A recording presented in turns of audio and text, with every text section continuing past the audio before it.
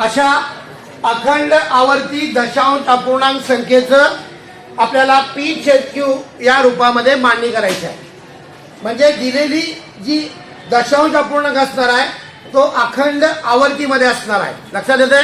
त्यासाठी आपल्याला संख्या अखंड आवर्तीमध्ये कशा मांडायच्या याचा आपण अभ्यास केला.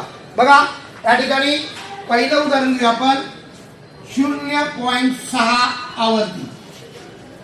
त्यानंतर दुसरं उदाहरण आहे 0.17 आवर्ती. त्यानंतर तिसरं उदाहरण आहे 0.342 आवर्ती. एवढंच आपण विचार करू. आता या ठिकाणी पहिलं जे उदाहरण आहे त्या उदाहरणामध्ये 6 अंक आवर्तीमध्ये आलाय. पुन्हा पुन्हा आलेला आहे, अनंत वेळ आलेला आहे. बरोबर आहे? म्हणजे भागाकाराची क्रिया तिथं थांबणारी नाही. अशा अखंड आवर्ती दशांश अपूर्णांकाचा आपल्याला P/Q या रूपामध्ये ती संख्या मांडायची आहे. त्यासाठी अतिशय काळजीपूर्वक निरीक्षण करायचं आहे. त्या ठिकाणी जो अखंड आवर्तीमध्ये आलेला अंक आहे त्या अंकांची संख्या मोजायची. इथं 6 हा एकच अंक पुन्हा पुन्हा आला. बरोबर आहे? इथं 1-7 अंकांचा गट आहे. 2 अंक पुन्हा आले. 1-7, 7 नंतर पुन्हा 1 नंतर 7, 1-7 या क्रमानं 1 आणि 7 हे 2 अंक आवर्तीमध्ये आले. 2 अंक आले. त्यानंतर इथं 3-4-2 हा 3 अंकांचा गट आहे. म्हणजे 3 अंक आवर्तीमध्ये आले. इथं 3 नंतर 4, 4 नंतर 2, पुन्हा 3चा भाग, पुन्हा 4चा भाग, पुन्हा 2चा भाग, म्हणजे 3 अंकांचा गट पुन्हा पुन्हा. जर एकच अंकावरतीमध्ये असेल तर 10 न गुणायचं. 2 अंकावरतीमध्ये असतील तर 100 न. 1 अंक असेल तर 10 न, 2 अंक असतील तर 100 न, आणि जर 3 अंक असतील तर किती न गुणायचं? 1000. 1-1 शून्य वाढवायच्या. लक्षात आलं? हे सगळ्यात महत्वाचं आहे. म्हणजे आपल्याला दिलेल्या अखंड आवर्ती दशांश अपूर्णांकामध्ये किती अंक आवर्तीमध्ये आलेले आहेत ते मोजायचे आहे. 1 अंक आवर्तीमध्ये आला तर 10 न गुणायचं. 2 अंक आवर्तीमध्ये आले म्हणजे 2 अंकांचा गट आवर्तीमध्ये आला तर 100 न गुणायचं. 3 अंक आवर्तीमध्ये आले तर 1000 न गुणायचं. आता या अखंड आवर्ती दशांश अपूर्णांकाचं P/Q या रूपामध्ये मांडत असताना पहिलं निरीक्षण करायचं या ठिकाणी किती अंक आवर्तीमध्ये आलेले आहेत. आता या ठिकाणी काय करायचं बघा. दिलेला अखंड आवर्ती दशांश अपूर्णांक बरोबर x मानायचा. 0.6 आवर्ती बरोबर x मानू, त्याला म्हणायचं विधान 1. आता मला सांगा या ठिकाणी 6 आवर्तीमध्ये आहे. बरोबर आहे का? मग एक अंक किती अंक आले? एकच अंक आवर्तीमध्ये आला. जो अंक आवर्तीमध्ये आला तो दशांश चिन्हाच्या कुठे घ्यायचा? उजवीकडे, डावीकडे घ्यायचा. घेतला की नाही? हा, आणि हा आवर्तीमध्ये आहे कसा बरोबर काय करायचं? याला 10 न गुणायचं. 10x याला म्हणायचं विधान 2. पहिली दुसरी कशी मिळाली मला सांगा? किती न गुणलं आपण? 10 ने गुणू. किती न गुणायचं? 10. आता काय करायचं? विधान 2 मधून विधान 1 वजा करायचं किंवा समीकरण 2 वजा समीकरण 1. मग 10x वजा x बरोबर 6.6 आवर्ती वजा 0.6 आवर्ती. येते का लक्षात? बघा काय केलं मी. येते का लक्षात? येते का लक्षात? येते ना? बघा आता काय केलं. इथं दिलेला अखंड आवर्ती दशांश अपूर्णांक पण x मानला. तिथं एकच अंक आवर्ती मध्ये म्हणून 10 न गुणले. म्हणून जो अंक आवर्तीमध्ये आला तो अंक, समजा 2 अंक असतील तर 2 अंक घ्यायचे डावीकडे, 3 अंक असतील तर 3 अंक डावीकडे घ्यायचे. हा, 1 अंक असेल तर एकच अंक मी डावीकडे घेतला. 6.6 आवर्ती बरोबर 10x म्हणजे इथं मी 10 न गुणलं. त्यानंतर समीकरण 2 मधून समीकरण 1 वजा करायचं. 10x वजा x बरोबर 6.6 आवर्ती वजा 0.6 आवर्ती. आता मला सांगा 10x वजा x किती येणार?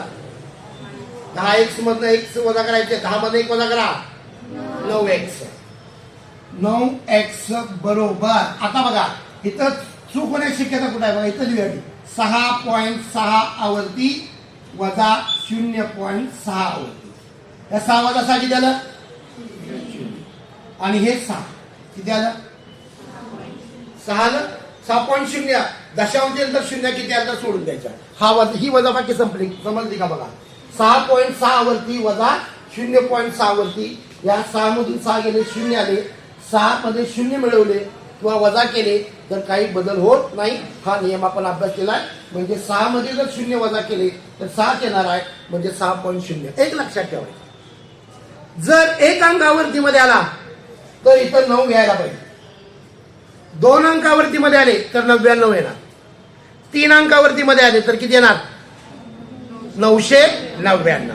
हे आलं तर आपलं गणित बरोबर. 1 अंकावरती मध्ये आले तर 9x येणार. 2 अंकावरती मध्ये आले तर 99x येणार.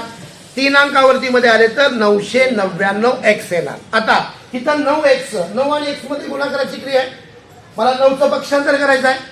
हा म्हणजे डावीकडनं कुठं, उजवीकडनं, डावीकडनं कुठं न्यायचं? उजवीकडं. गुणाकार असेल तर काय होणार? भागाकार. म्हणजे x बरोबर 6/9. 1 अंकावरती मध्ये असेल तर छेदात 9 येणार. आलं का 9? 2 अंकावरती मध्ये असेल तर छेदात किती येणार? 3 अंकावरती मध्ये असेल तर छेदात किती येणार? सोपं आहे. वजाबाकी जमली पाहिजे. म्हणजे दिलेला अखंड आवर्ती दशांश अपूर्णांक x मानायचा. त्यानंतर 1 अंकावरती मध्ये असेल तर 10 न गुणा. 2 अंकावरती मध्ये असेल तर 100 न गुणा. 3 अंकावरती मध्ये असेल तर 1000 न गुणा. त्यानंतर या ठिकाणी समीकरण 2 मधून समीकरण 1 वजा करा. ते वजा करत असताना अंकाखाली अंक, दशांश चिन्हाखाली दशांश चिन्ह लिहा. म्हणजे वजाबाकी आपली चुकणार नाही. म्हणून मी इथं वजाबाकी केली का? अशा पद्धतीनं 0.6 आवर्ती या अखंड आवर्ती दशांश अपूर्णांकाचं p/q याच्यामध्ये रूपांतर झालं. p/q म्हणजे अंश आणि छेद. लक्षात येते? अंश आणि छेद. इथं अंश किती आहे? 6. छेद किती आहे? 9 आहे. म्हणजे जो अखंड आवर्ती दशांश अपूर्णांक होता त्या अखंड आवर्ती दशांश अपूर्णांकाचं p/q मध्ये रूपांतर झालं. समजतंय? लिहून घ्या. पटपट लिहून घ्यायचा. इथं लिहायचं आहे 10 ने गुणू. त्या पटपट गणित लगेच लिहून घ्यायचं आहे. वेळ लावायचा नाही.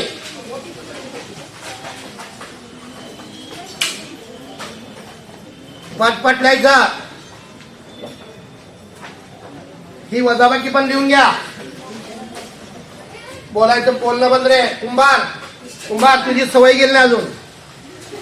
मार खाना. अजून वही काढायचा तो. गणित हे गणित सोडवून झालं तर अजून वही काढतोय.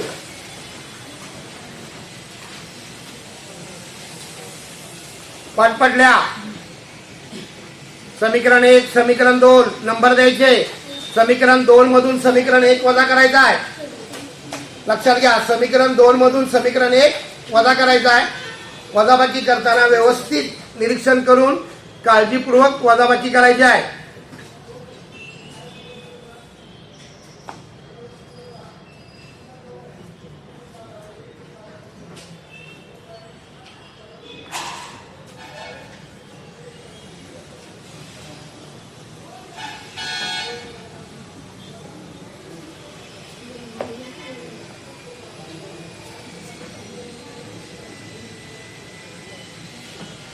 पटपटल्या 2 पायरीचं गणित आहे फक्त.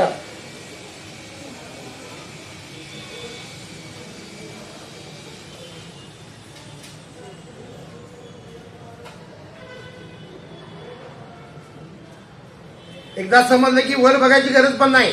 पटकन आपण लिहू शकतो. 10x वजा x बरोबर 6.6 वरती वजा 0.6 वरती.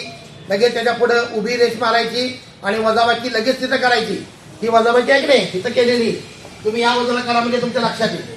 हा इथं वजाबाकी करा चौकोन घालून. प्रत्येकाला वजाबाकी जमली पाहिजे.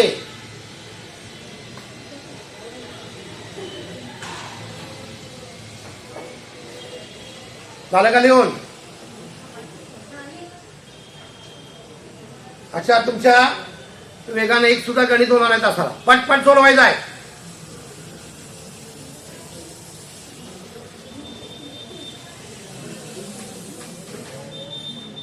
हा झाले का कांबळे? नंतर जात काढ. मुजावर उभा राहा. वाच दुसरं गणित.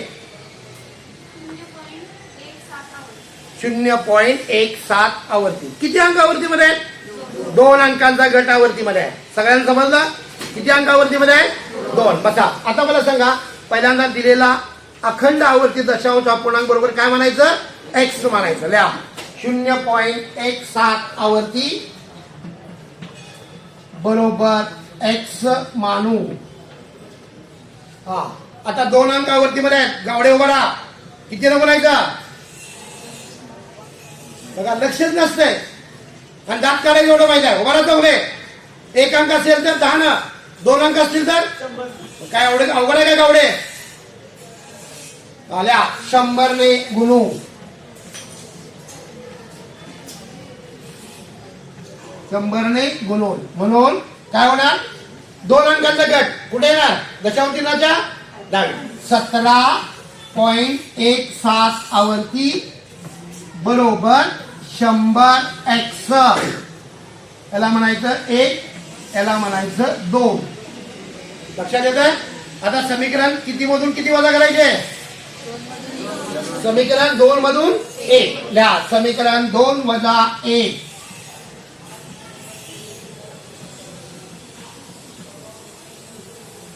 कोण जाणार? पहिल्यांदा उजव्या बाजूमध्ये वजा बाकी. ह्या 100 एक्स मध्ये किती वजा करायचे? काय ना डावी बाजू 100. आता बोलके 100 एक्स वजा एक्स बरोबर. आता ह्यातनं हे वजा करायचं. काय ना 17.17 आवर्ती वजा 0.17 आवर्ती. आता आवर्तीला आवर्ती जाणार आहे. किती राहणार मग? वजा किती राहणार? 17 येणार का? लिहा आता 100 एक्स वजा एक्स 99. 2 अंक आले तर 99 आले का? 2 अंक आवर्तीमध्ये असले तर 99 आले का? म्हणजे गणित आपलं 100% बरोबर आहे. प्रत्येक गणिताचा पडताळा घेता आला पाहिजे. 1 अंक आवर्तीमध्ये असेल तर 9 येणार, 2 अंक आवर्तीमध्ये असेल तर 99 येणार, 3 अंक आवर्ती असेल तर 999 येणार. म्हणजे आपण गणित कोणी दुसऱ्यांना तपासायची गरज नाही. आपलं गणित बरोबर का चूक आहे आपण ठरवायचं आहे. त्यासाठी वर्गात लक्ष पाहिजे. हा मग मला सांगा 100 एक्स वजा एक्स बरोबर 99 एक्स बरोबर 17. ही वजाबाकी कळाली? दशांश चिन्हाखाली दशांश चिन्ह, अंकाखाली अंक लिहा. वजाबाकी कधीही चुकणार नाही. आता मला सांगा कुणाचं पक्षांतर करणार? 99 डावीकडनं कुठे जाणार? डावीकडनं उजवीकडं. आता डावीकडनं उजवीकडे जाताना काय होणार? गुणाकार असेल तर काय होतो? भागाकार. म्हणून एक्स बरोबर 77/99. बघा इथं एकच अंक आवर्तीमध्ये होता 9 आलं. हा 17/99 बरोबर आहे. बघा इथं 1 अंक असताना 9 आलं. इथं 2 अंक आवर्तीमध्ये असताना किती आलं? 99. समजतंय? हा क्रम किंवा हा संबंध आपल्याला माहित असणं आवश्यक आहे. उभा राहा. फकीर उभा राहा. सांग तिसरं गणित वाच. नाही 3, 4, 2 आवर्तीमध्ये. किती अंक आवर्तीमध्ये आहेत? 3. बरोबर आहे. मग पहिली काय सांग? दिलेला अखंड आवर्ती दशांश अपूर्णांक काय म्हणायचा? एक्स म्हणायचा. लिहा म्हणून 0.342 आवर्ती बरोबर एक्स मानू. समीकरण 1. आता किती बोलायचं? माने बरा माने 3 अंक आवर्तीमध्ये किती बोलायचं? 1000 बरोबर. लिहा 1000 ने गुणून. म्हणून आता मला सांग डावीकडे कोण येणार? हा 3 अंकाचा गट डायरेक्ट डावीकडे येणार. बरोबर आहे का? हा ढगे सांग. हा बघ हा डावीकडे घ्यायचा. किती आहे? मला फक्त हे आवर्तीमध्ये आलेला गट सांग. आता ते डावीकडे येणार म्हणजे पूर्णांकात येणार.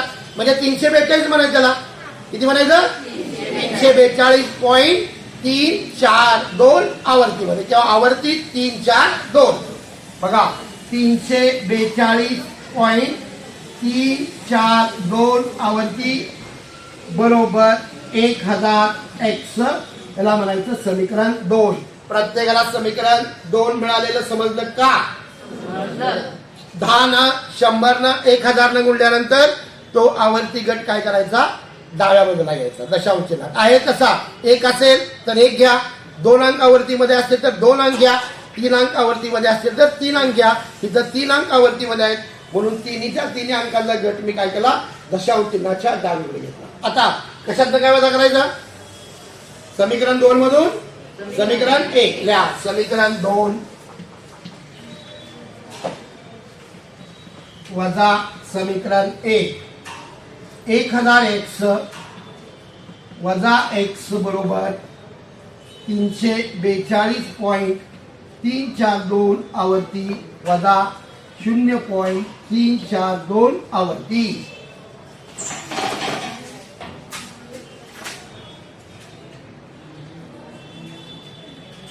सांगा काय नाही वजा बाकी? 1000 x वजा x 999 x. 1000 मधनं मी जर 1 वजा केले तर किती येणार आहे? 999 आणि x. ल्या म्हणून 999 x बरोबर बघा ज्या अपूर्णांकी भागाला अपूर्णांकी भाग जाणार आहे बरोबर आहे का? काय राहणार मग? 342. सांगा काय ना? x बरोबर 3 अंक आले का? 3 अंक आल्यामुळे 999 आलं का? म्हणजे इथपर्यंत आपलं बरोबर आहे. आता पक्षांतर x ची किंमत काढायची. काय होणार? x बरोबर 342/999. काय अडचण आहे कोणाला? ही तिन्ही गणित मला समजली नाहीत असं कोण आहे का? असं कोण आहे का? आज घरी गेल्यानंतर 1 अंक असणारी 5 गणित, 2 अंक असणारी 5 गणित आणि 3 अंक असणारी 5 गणित, 15 गणित मला उद्या दिसायला पाहिजेत प्रत्येकाच्या वहीमध्ये. आणि ही सोडवून परत सराव संच 1.2 मधला आपला जो काही प्रश्न असेल तो प्रश्न आणि याच्याबरोबर सेतू अभ्यास हा केलाच पाहिजे. सेतू अभ्यास केलाच पाहिजे, पर्याय नाही. जर तुम्ही आज सोडवलेली गणित घरात जाऊन जर सराव केला तर 100% बरोबर येणार आहे. त्यामुळं ह्या 3 प्रकाराची 5 गणित सोडवायची आहेत. एका गणिताला 2 मिनिटापेक्षा कमी वेळ लागते. फक्त तुम्ही समजून घ्या. त्यातनं जर समजलं नाही तर मला विचारायचं की पुढचं गणित आहे, पुढचं गणित घ्या, सोडवूया आपण. 2 पॉइंट पटपट लिहायचं, एवढा वेळ लावायचा नाही घोगाडे. आता आपण 7वी 8वीला नाही, स्पीड वाढायला पाहिजे. हा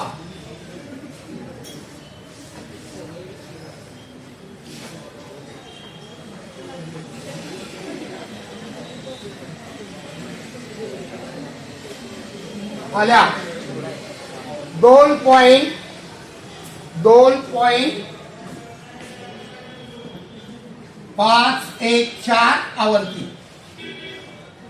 फक्त मला आवर्तीमध्ये आलेल्या अंक किती आहेत सांगा? 514 किती अंक आहेत? 1 2 3 बरोबर आहे. किती अंक आहेत? मग दिलेला अखंड दशांश अपूर्णांक काय म्हणायचा? x म्हणायचा. ल्या 2.514 आवर्ती बरोबर x मानू.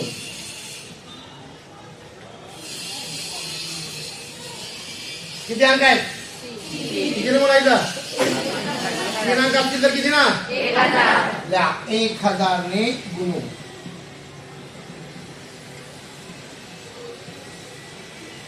आता मला सांगा हे 2 आहे तसेच, जो अंकांचा गट आवर्तीमध्ये आहे तो डायरेक्ट कुठे घ्यायचा? पण 2 सोडायचं नाही. काय नाव सांगायचं? 2514 बरोबर आहे का? फक्त जो अंक किंवा जो गट आवर्तीमध्ये आला तेवढाच काय घ्यायचा? 10 बाजूला. कारण आपण 100 न गुणणार आहे म्हणून काय येणार इथं? 2.2514.1 हा आवर्ती बरोबर 1000 x. समीकरण 2. समीकरण 1 हे समजलं किती जणांना सांगा मला? जो गट आवर्तीमध्ये आला तेवढाच कुठे घ्यायचा? पण त्याच्या अगोदर इथं 2 पूर्णांकात आहे, मग ते सोडायचे का? नाही सोडायचे, ते लिहायचे आणि जो अंकांचा गट आवर्तीमध्ये आला तो गट त्या अंकाच्या पुढे लिहायचा किंवा त्या संख्येच्या पुढे लिहायचा. सांगा आता कशाचं काय वजा करायचं? समीकरण 2 मधून 1 वजा द्या. समीकरण 2 वजा 1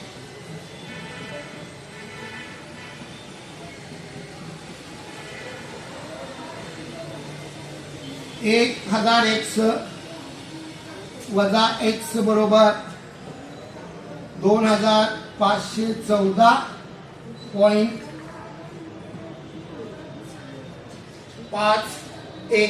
आवृत्तीमध्ये वजा 2 पॉइंट.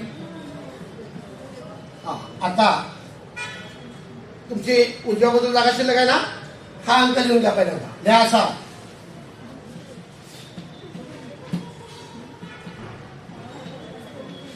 वजा अंकाखाली अंक लिहून घ्या म्हणजे वजाबाकी चुकणार नाही. सांगा वजाबाकी. 4 वजा 4 1 वजा 1 5 वजा 5 दशांश झाला दशांश. 4 2 वजा करा 2. हे 5 हे 1 आहे तसे, हे 5 आहे तसे, हे 2 आहे तसे. ही वजाबाकी समजली का? अंकाखाली अंक दशांश खाली दशांश चिन्ह लिहिलं तर ही वजाबाकी बरोबर येणार. बरोबर आहे. अंकाखाली अंक जर तुम्ही लिहिला नाही, दशांश खाली दशांश लिहिलं नाही तर सोपं असून सुद्धा काय होणार? आपलं गणित चुकणार आहे. म्हणून तुम्हाला ही प्रत्यक्ष मी वजाबाकी करून दाखवली. प्रत्येकाने ही वजाबाकी आपल्या वहीमध्ये लिहून घ्यायची आहे. सांगा काय येणार वजाबाकी? मग 2512 999x बरोबर 2512. सांगा x ची किंमत किती येणार? 999 काय करायचं? कुणाला भागायचं? 2512 भागायचं. त्या x बरोबर 2512 छेद 999. 999 प्रत्येकाला समजलं का? सांगा. आता हे जरा वेगळ्या पद्धतीचं गणित आहे. पूर्णांकाला याच्यामध्ये बरोबर आहे का? अशाच पद्धतीने सुद्धा 5 गणित सोडवायचे. म्हणजे 5 चोक 20 4 प्रकार. प्रत्येक प्रकारची 5 गणित. प्रत्येकाची गणित वेगळी पाहिजे. गणित भरपूर तयार होऊ शकतात, फक्त संख्या बदलायच्या. बरोबर आहे. आता 0.6 आवृत्तीमध्ये घेतलं 0.7 0.8 0.4 0.2 झाली गणित का? अवघड आहे. एक गणित समजले की बाकीची गणित पटपट होणार आहेत आणि आपल्याला येण्यासाठी सराव केला पाहिजे. त्यामुळं आज घरी गेल्यानंतर ह्या 4ही प्रकारची 5-5 गणित सोडवायची आहेत. आणि मी उद्या अचानक कोणाचीही वही मागणार नाही, त्याच्या वहीमध्ये मला दिसायला पाहिजे. तारीख घालून अभ्यास करायचा. लक्षात येत आहे? याच्याबद्दल मला सांगा. अखंड आवर्ती दशांश रूपातील परिमेय संख्या p/q या रूपामध्ये मांडणं हे मला समजलं नाही. असा कोण आहे का? बघा, 1 अंक असेल तर कितीने बोलायचं? 2 अंक आवर्तीमध्ये असेल तर कितीने बोलायचं? 3 अंक आवर्तीमध्ये असेल तर कितीने बोलायचं? 1000. बरोबर आहे. समीकरण कोणत्या समीकरणामधून कोणतं समीकरण वजा करायचं? समीकरण 2 मधून समीकरण 1 वजा करायचं. समीकरण 2 कसं मिळवायचं? गुणून 1 अंक आवर्ती म्हणून 10 ने गुणलं, 2 अंक आवर्ती म्हणून 100 ने गुणलं, 3 अंक आवर्ती म्हणून 1000 ने गुणल्यानंतर जे काही नवीन समीकरण येणार आहे त्याला म्हणायचं समीकरण 2.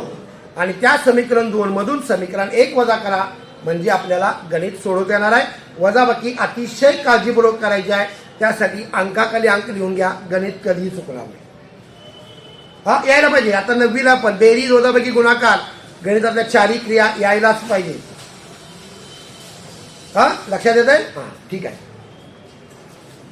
आता बघा, या ठिकाणी इयत्ता 8वी मध्ये आपण पूर्णांक संख्या रेषेवर दाखवणे, त्याच पद्धतीनं परिमेय संख्या रेषेवर दाखवणे याचा इयत्ता 8वी मध्ये आपण अभ्यास केला. संख्या रेषा बोल नका, संख्या रेषा पूर्णांक संख्या दाखवायची आहे, दाखवू शकतो. किंवा समजा या पद्धतीनं परिमेय संख्या बघा, ज्याला पूर्णांक संख्या आणि परिमेय संख्या संख्या रेषेवर दाखवता येणार आहे त्या विद्यार्थ्याला अपरिमेय संख्या संख्या रेषेवर दाखवता येणार आहे. आपण काय करतो बघा, समजा ही संख्या रेषा आहे, मी संख्या रेषा काढली, बोलणं करे या संख्या रेषेचा हा मध्यबिंदू आहे. ओ म्हणजे आरंभ बिंदू, बरोबर आहे. ओ हा आरंभ बिंदू आहे. ओ मुळे काय झालं, या संख्या रेषेचे दोन भाग झाले, एक डावीकडचा भाग एक उजवीकडचा भाग. समान अंतरावर उजवीकडे आपण धनसंख्या लिहिणार आहे आणि समान अंतरावर आरंभ बिंदूच्या डावीकडे आपण ऋण संख्या लिहिणार आहे. हा नियम आहे. म्हणजे मी काय करणार, 1 2 3 4 5 6 1 2 3 4 5 6. आता मला सांगा, आरंभ बिंदूची कोणती बाजू राहिली, डावी. डाव्या बाजूला कोणत्या संख्या असतात, मग काय करणार इथं, समान अंतर बदलायचं नाही.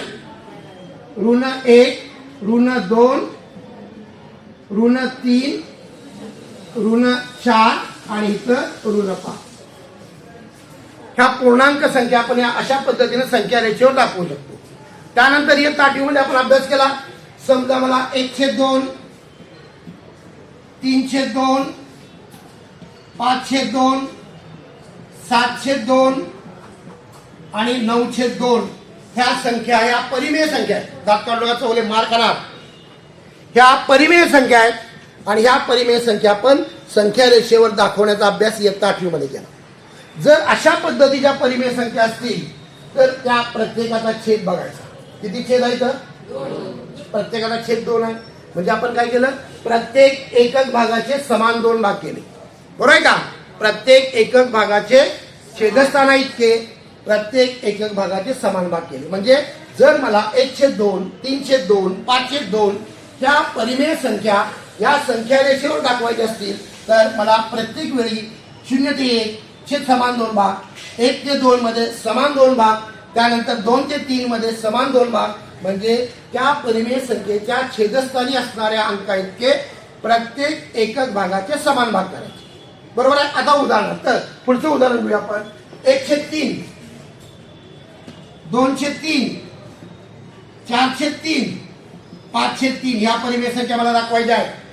प्रत्येक एकक भागाचे समान किती भाग करायचे, छेदस्थानी कोण आहे, म्हणजे प्रत्येक एकक भागाचे समान किती भाग करायचे, 3. मोठ्याने सांगायचं, प्रत्येक एकक भागाचे समान किती भाग करायचे, 3. कधी 1/3 2/3 4/3 या परिमेय संख्या मला जर दाखवायच्या असतील तर मला प्रत्येक एकक भागाचे समान 3 भाग करावे लागणार आहेत. आता उदाहरण 1/5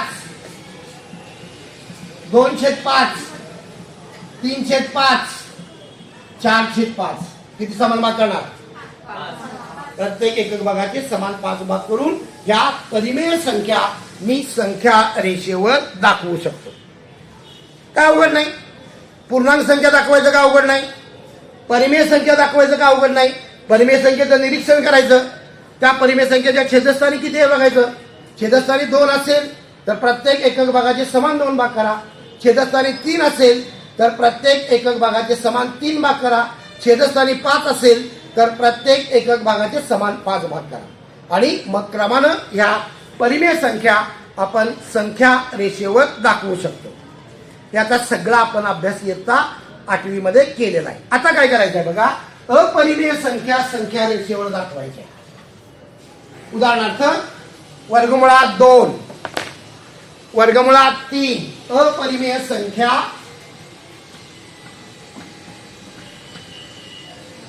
अपरिमेय संख्या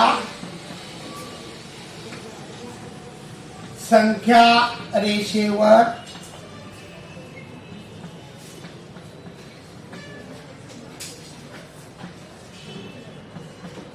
दाखवणे. बघा, वर्गमुळात 2 वर्गमुळात 3 वर्गमुळात 5 ऋण वर्गमुळात 2 ऋण वर्गमुळात 3 आणि ऋण वर्गमुळात 5. तुमच्या मनात मार खाणार तो फालतू बोलायला नाही, तिथं तुडून मारेल. तुला तिथं बसायचं आहे तिथं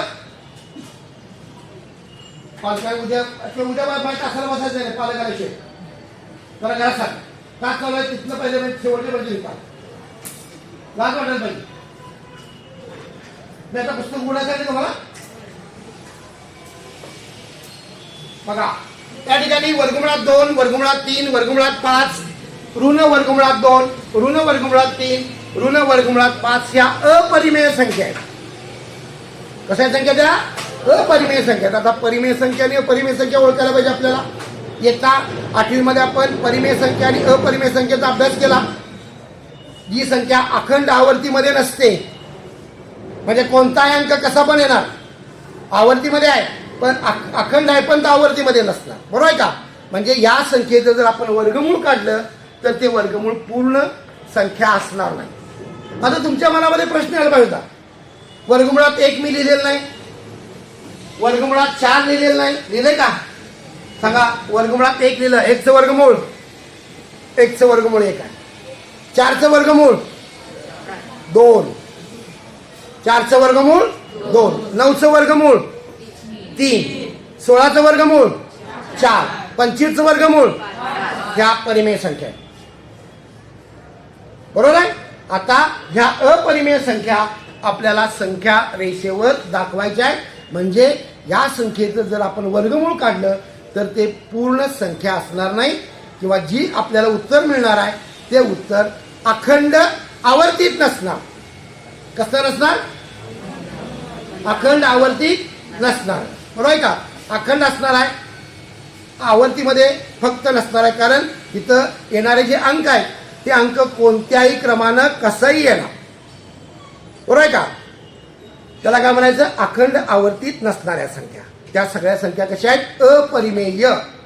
म्हणजे परिमेय आणि अपरिमेय या सगळ्यांना मिळून हा वास्तव संख्या संच तयार झाला आणि हा वास्तव संख्या संच हा आर या अक्षरानं दाखवतात. आता इयत्ता 8वी मध्ये आपण तक्ता पूर्ण केला. 2-4 संख्या दिल्या वर नैसर्गिक संख्या, पूर्ण संख्या, पूर्णांक संख्या, परिमेय संख्या, वास्तव संख्या आणि त्यात त्या ठिकाणी टिकमार्क करायची होती. इयत्ता 8वी मध्ये आपण अभ्यास केला अशा पद्धतीचा. म्हणजे आपल्याला दिलेली संख्या परिमेय आहे का अपरिमेय आहे हे आपल्याला ओळखता आलं पाहिजे. तर उद्याच्या तासाला ह्या ज्या अपरिमेय संख्या आहेत ह्या अपरिमेय संख्या आपल्याला संख्या रेषेवर दाखवायच्या आहेत. त्यासाठी प्रत्येकाजवळ कंपास पाहिजे. कंपास, पेन्सिल, रबर हे वस्तू असणं आवश्यक आहे कारण प्रत्यक्ष संख्या रेषा काढायच्या आहे. आणि त्याचबरोबर उद्या मला तुम्ही पायथागोरस सिद्धांत जे सूत्र आहे ते सूत्र मला उद्या तुम्ही सांगायचं आहे कारण त्याचा वापर करून आपण या अपरिमेय संख्या रेषेवर दाखवणार आहे. ठीक आहे.